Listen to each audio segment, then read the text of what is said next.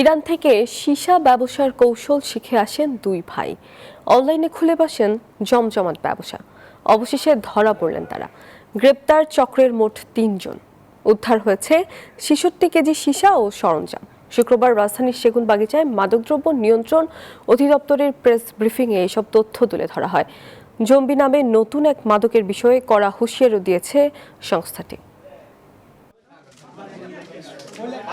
সম্প্রতি রাজধানীর বিভিন্ন সীসাবারে অভিযান চালায় মাদকদ্রব্য নিয়ন্ত্রণ অধিদপ্তর। সিলগালা করা হয় বিভিন্ন সীসাবার, কিন্তু তাতেও থেমে থাকেনি এর ব্যবসা। অনলাইন প্ল্যাটফর্মে সীসা ব্যবসা শুরু করে একটি চক্র।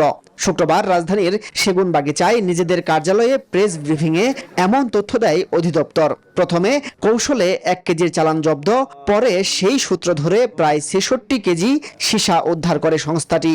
সব মশার বিরুদ্ধে সুরক্ষা দিতে এলো বসুন্ধরা এক্সট্রিম অ্যারোসল, মশার বিরুদ্ধে এক্সট্রিম সুরক্ষা। গ্রেফতার করা হয় ৩ জনকে।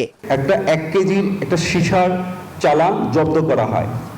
এই ১ কেজি সীসার চালান থেকে ক্লু ধরে পর্যায়ক্রমে দ্বিতীয় ধাপে ২০ কেজি, এটারে ধারাবাহিকতার তৃতীয় এবং চতুর্থ ধাপে আরও কিছু জব্দ করা হয়।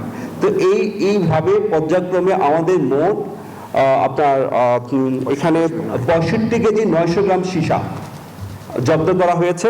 এই মাদক ব্যবসার সাথে কার্যক্রমের সাথে সম্পৃক্ত ৩ জনকে গ্রেফতার করতে সম্ভব হয়েছে। গ্রেফতার যমজ দুই ভাই ইরান থেকে শিখে আসে সীসা ব্যবসার কৌশল। কুরিয়ারে ও বিভিন্ন বাহকের মাধ্যমে অল্প অল্প করে দেশে আনা হয় সীসার সরঞ্জাম। ২ জন সহোদরের কথা বলছি, তারা দীর্ঘদিন একটা দেশে ছিল, ইরানে। তারা ওখান থেকে এই ব্যবসাটা কিভাবে পরিচালনা করতে হয় সেটা শিখে তারা বাংলাদেশে এসে এই ব্যবসাটা চালাচ্ছিল। প্রেস ব্রিফিংয়ে জানানো হয়, দেশে নতুন আতঙ্ক হয়ে দেখা দিয়েছে জম্বি মাদক। শিগগিরই মাদক ব্যবসায়ীদের তালিকা ধরে অভিযান চালাবে সারা দেশে।